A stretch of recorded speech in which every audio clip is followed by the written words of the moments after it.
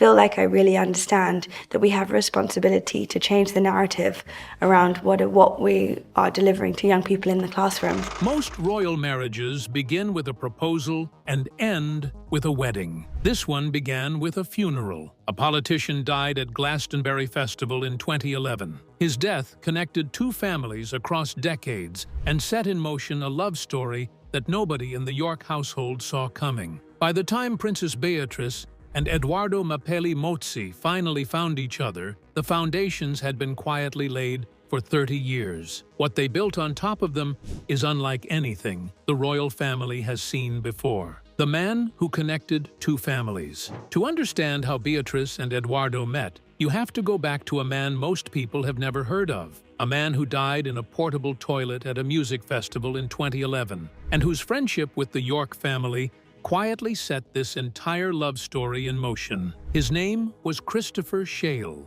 He was a British Conservative Party politician, the chairman of the West Oxfordshire Conservative Association, and a close personal friend of Prime Minister David Cameron. Cameron once described him as a big rock in my life. But for Edoardo Mapelli Mozzi, Christopher Shale was something far more fundamental. He was the only father Edoardo ever really knew. Shale entered Edoardo's life when Edo was around 5 years old. He became his stepfather, raised him, shaped him, and loved him the way only a devoted parent can. And long before Edoardo ever looked at Beatrice in a romantic way, Shale had already woven the Mapelli Mozzi family into the very fabric of the York family circle. Here is where the story gets remarkable. Christopher Shale attended Prince Andrew and Sarah Ferguson's wedding in 1986. He had briefly worked as Sarah Ferguson's secretary before she became the Duchess of York. And the bond he built with both Prince Andrew and Fergie was strong enough that Sarah Ferguson became the godmother of his biological son, Albie Shale, who is Edoardo's half-brother. Think about what that means. Beatrice and Edoardo did not meet as strangers at a party in their 20s. Their families were intertwined long before either of them was old enough to understand what that meant. Edoardo's stepfather, David Williams Ellis, a British sculptor who later became another guiding figure in his life, told Hello magazine. When Beatrice first met Edo, she was a teenager. Edo was maybe 18, 19, and probably looking out into the world, which looked rather exciting and glamorous. They formed a bond from quite early on in their lives, which they revisited when they re-met and fell in love. They were even born at the same hospital. Beatrice arrived at London's Portland Hospital on August 8, 1988. Edoardo was born there on November 19, 1983.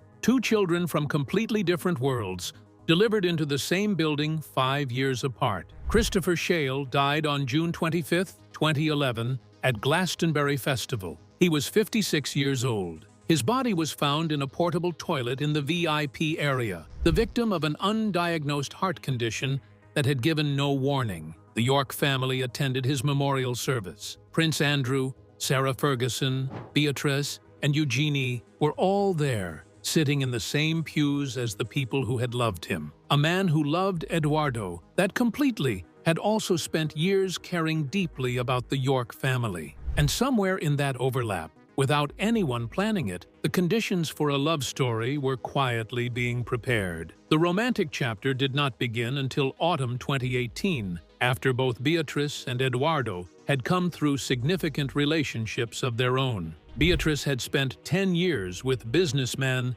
Dave Clark. Edoardo had been engaged to Harvard-educated architect Dara Huang, and they shared a son together. Both were starting over. Both were in the same orbit. And then, on a beach in Lamu, Kenya, in late December 2018, photographers captured the moment the world had not yet been told about. Beatrice and Edoardo, hand in hand, walking along the coast of an island where his family owned a property. It was the first time anyone outside their circle had seen them together. It would not be the last. But before the engagement, before the wedding, and before the world found out about any of this, Edoardo was quietly planning something that had already taken 4 months of his life, and the object he was planning would become the most talked about piece of jewelry in the royal world that year. The proposal and the ring with a secret. Edoardo Mapelli Mozzi is not a man who does things halfway. When he decided to ask Beatrice to marry him, he did not walk into a jewelry shop and point at something in a glass case. He went to British jeweler Sean Lean, sat down across from him, and spent the next 4 to 5 months reviewing 40 to 50 different sketches until he found the design that was exactly right. Leon later told Hello magazine he wanted the fusion of 2 elements in one ring. What Edoardo was trying to capture was the meeting of 2 people with different tastes and different histories. He loved Art Deco. Beatrice loved Victorian aesthetics. The ring had to hold both of them at once. The result was a 2.5-carat round brilliant cut diamond flanked by 2 tapered baguette-cut diamonds set on a platinum pavé band, with all stones ethically sourced from Botswana. It was estimated to be worth between $100,000 and $130,000. Leon described the nightly ritual of sending Edoardo progress photographs as the ring was being made, from the melting of the platinum to the stone being set, every single evening. The proposal happened in early September 2019 on the terrace of the Le Cyrenus Hotel in Positano, Italy, overlooking the Tyrrhenian Sea at sunset. The hotel costs around £3,000 per night. Edoardo got down on one knee. Beatrice said yes. Buckingham Palace announced the engagement on September 26, 2019. And then the social media posts came, and they revealed something important about who these 2 people are when they are not being watched by official cameras. Edoardo wrote on Instagram, "You will never be alone, my love. My heart is your home, hand in hand, today, tomorrow, and forever." It was the kind of thing a person writes when they mean every word and do not particularly care if it sounds sentimental. Beatrice's post was shorter. "I am so excited to announce my engagement to Edo." Simple, direct, completely her. Sarah Ferguson's reaction became one of the most shared moments of the entire announcement. She posted on Twitter, "I know what a mother feels, so I have tears of joy. I am so proud of this sensational news." She called Edoardo and Beatrice's sister, Eugenie's husband, Jack, one of the luckiest things that had happened to her, describing herself and Prince Andrew as the luckiest people ever to have 2 great sons-in-law. And then there is the detail that almost nobody noticed at the time. The engagement photographs in color were taken by none other than Princess Eugenie herself. The formal black and white portraits were shot by photographer Meeson Harriman at Royal Lodge. Harriman said simply, "Everything clicks when they are together," and that's exactly what my lens captured. There was also a connection between Beatrice's ring and another royal engagement that observers pointed out almost immediately. The design bore a striking resemblance to Queen Elizabeth II's own engagement ring. Whether that was intentional or simply a beautiful coincidence, it added another thread to the tapestry of family connection running through this whole story. The engagement tour of social events in late 2019 introduced Edoardo to the world properly. He attended the Bahrain Grand Prix with the York family, appeared alongside Beatrice at the wedding of Lady Gabriella Windsor and Thomas Kingston, and held his own in a family context that would have intimidated most people. A source close to the family noted simply that he had already known Andrew and Fergie for years. He was not arriving as a stranger. He was coming home. But nobody could have predicted what was about to happen to the wedding they were planning. And what the pandemic forced them to do instead turned out to be the most extraordinary royal wedding in living memory, for reasons that had nothing to do with size or spectacle. The wedding the world almost missed. The original plan was unmistakably grand. The ceremony was set for May 29, 2020, at the Chapel Royal inside St. James's Palace. Over 100 family members and friends would be invited. The Queen had offered the gardens of Buckingham Palace for the reception. It was going to be a proper royal wedding, the kind that gets watched by millions. Then, COVID-19 arrived. The Buckingham Palace garden reception was cancelled first. Then in April 2020, the entire ceremony was postponed indefinitely. Beatrice and Edoardo said nothing publicly. They waited. What happened next has since been described by people who know the couple as the most them thing they could possibly have done. With roughly 2 weeks of notice, in the middle of a global pandemic, they quietly got married anyway. On July 17, 2020, at 11 o'clock in the morning, Beatrice and Edoardo exchanged vows at the Royal Chapel of All Saints at Royal Lodge in Windsor, Great Park. The chapel sits on the grounds of Prince Andrew and Sarah Ferguson's private residence, neo-Gothic building surrounded by trees and complete quiet. About 20 family members attended the ceremony. 14 additional friends came to the reception afterwards. Queen Elizabeth II, then 94 years old, and Prince Philip, then 99, were there. It was the first family gathering they had attended since lockdown began. In the official photographs, they stand at the required 2-meter distance from the newlyweds, smiling with everything they have. COVID restrictions shaped every single element of the day. No hymns were sung. The national anthem was played, but nobody sang it. There was no live band at the reception. Instead of hymns, Beatrice's mother, Sarah Ferguson, read Shakespeare's sonnet 116, and Edoardo's mother, Nikki Williams Ellis, read E. Cummings's poem, I Carry Your Heart With Me. The music at the reception came from an iPhone connected to speakers. The reception itself was held in a marquee called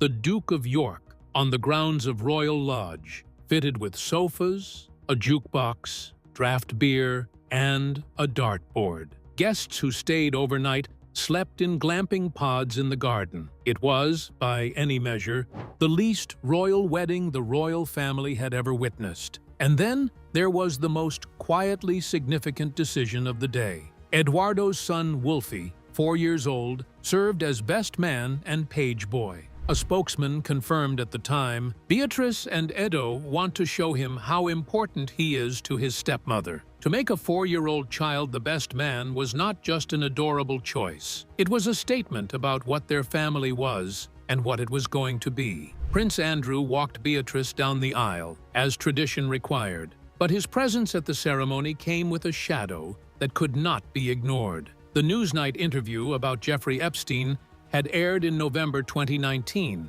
and had effectively ended his public role within the royal family. He was permitted to attend his daughter's wedding, and he did walk with her, but he was deliberately excluded from every single official wedding photograph. Royal editor Camilla Tominey described it as marking this spectacular fall from grace. Beatrice navigated all of it with a dignity that required a great deal more strength than it probably looked like from the outside. The couple wrote to well-wishers afterwards, "We are so grateful to all those who have worked hard to protect our communities over the last few months. We owe them so much." That sentence could easily have been standard palace language, but from two people who had just given up their dream wedding without a single public complaint, it read differently. The dress Beatrice wore that morning, however, carried a secret history so rich and so personal that it deserved a chapter entirely its own. The dress that belongs to history. When Beatrice walked into the Royal Chapel of All Saints on July 17,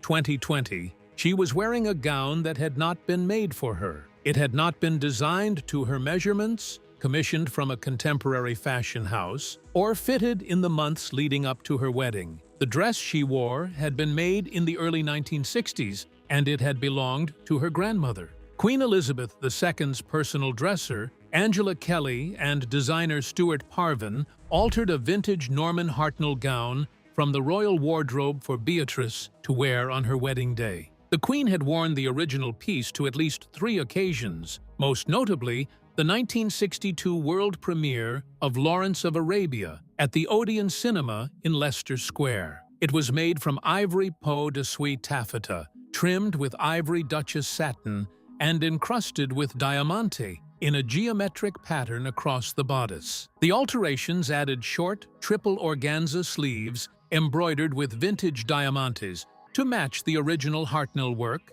an ivory satin panel at the hem, and newly created underskirts. Every single change was reversible. The Queen's dress could be returned to exactly how it was before. Beatrice had borrowed it. She had not taken it. Diana's wedding dress designer, David Emanuel, told Hello, "It is very simple and natural," and suggested it could start a trend of second-use wedding dresses. He was right. What Beatrice did that morning made her the first royal bride in recorded history to wear a second-hand dress on her wedding day. In a family where wedding dresses are typically commissioned, preserved under glass, and exhibited in museums, that was genuinely revolutionary. The tiara she wore carried an even older story. It was Queen Mary's diamond fringe tiara, the precise piece that Elizabeth herself had worn to her own wedding to Prince Philip in 1947. The tiara was originally commissioned in 1919,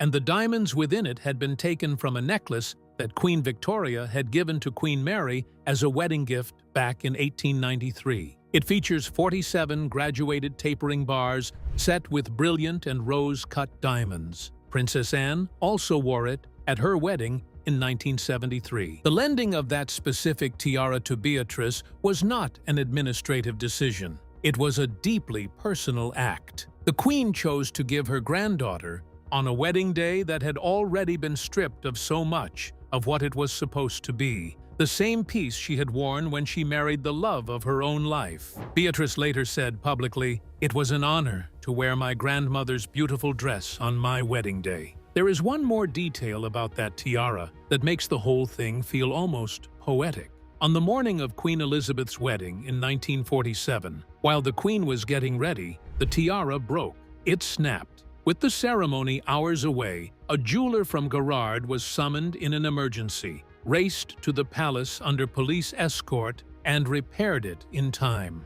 The most beloved tiara in royal wedding history had almost never made it to the altar. Then there were the choices Beatrice made entirely on her own. She wore her hair down in a half-up style, something royal brides traditionally never do. She wore champagne-colored Valentino satin shoes she had already worn to William and Kate's wedding in 2011, choosing recycled footwear on the most formal day of her life. And instead of the Welsh gold wedding band that every royal bride since the Queen Mother in 1923 had worn, she chose a platinum and diamond band designed by Sean Lean. The tradition of Welsh gold had been unbroken for nearly a century. Beatrice broke it quietly, without explanation, as though it were the most natural thing in the world. After the wedding, the dress was displayed publicly at Windsor Castle from September through November 2020. The woman who had worn it did not need to say anything more. But the most compelling story from this marriage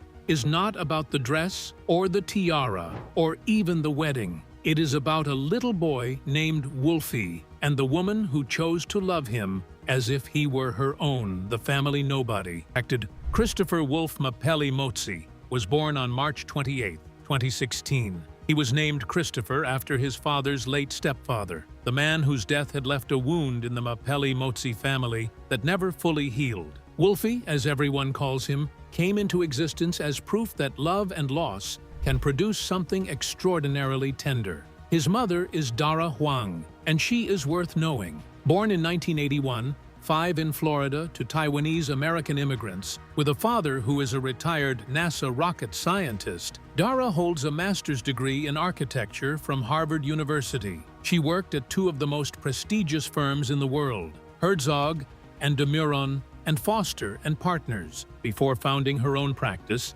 Design House Liberty, in 2013. She is also a survivor of the 2008 Mumbai terrorist attacks. Dara and Edoardo met in London in 2015, became engaged, welcomed Wolfie in 2016, and split in 2018. When Beatrice and Edoardo's engagement was announced in September 2019, Dara could have said many things. She could have said nothing at all. Instead, she put out a statement that almost no one was expecting. "I wish the best for Edo and Beatrice, and look forward to uniting our families." That single sentence was the foundation everything that followed was built on. The CO parenting arrangement has been, by all accounts, remarkably generous on all sides. Wolfie spends time with his father and Beatrice in London and in their Cotswolds home. Dara, who runs her business with operations in Asia, has at times lived and worked abroad, which means Wolfie has had extended periods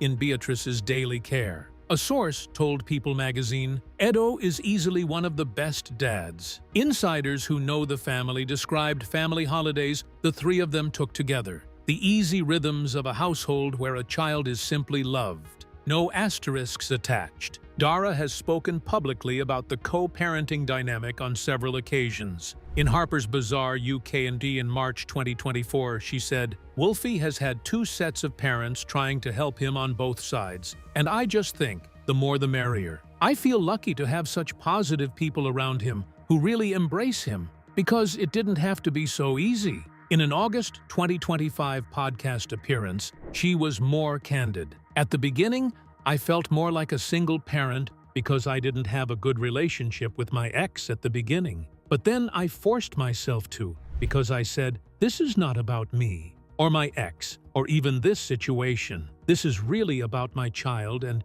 him being really happy and feeling like nothing has changed." Beatrice has spoken about Wolfie with a warmth that has nothing performative about it. She called him her bonus son in a 2021 interview with Hello. She talked about reading him bedtime stories. She described the experience of homeschooling during lockdown as genuinely beyond her abilities, laughing at herself while doing it. She told the Evening Standard it was a great honor to become a stepmother. The decision to make Wolfie the best man at their wedding was not simply adorable. It was a message sent on the most public day of their lives about who belonged at the center of their family. He was 4 years old, dressed in a small pageboy suit, and standing beside his father as the most important guest at a ceremony with only 20 people in attendance. The story most recently told about Wolfie and Beatrice came from an unexpected source. In March 2026, Dara posted an Instagram story of Wolfie on a train,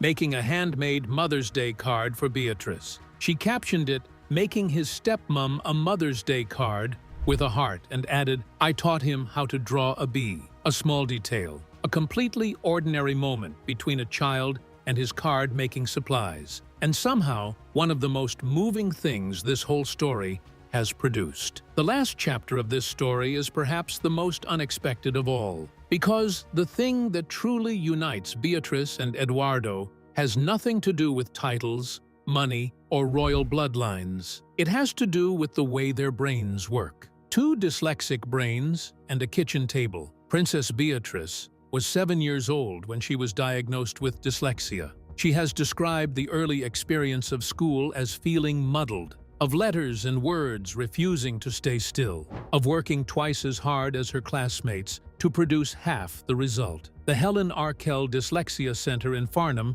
gave her the specialist support that eventually helped her pass 8 GCSEs, 3 A-levels, and graduate from Goldsmiths College with a 2-1 in history. She went public about her learning difficulties at age 16, making a deliberate choice to use her position to reduce the shame that attaches itself to dyslexia in so many young people. She became royal patron of the Helen Arkell Dyslexia Charity in 2013 and has spoken about the condition in every interview she has given since. But here is the part that adds a different dimension entirely. Edoardo Mapelli Mozzi is also dyslexic.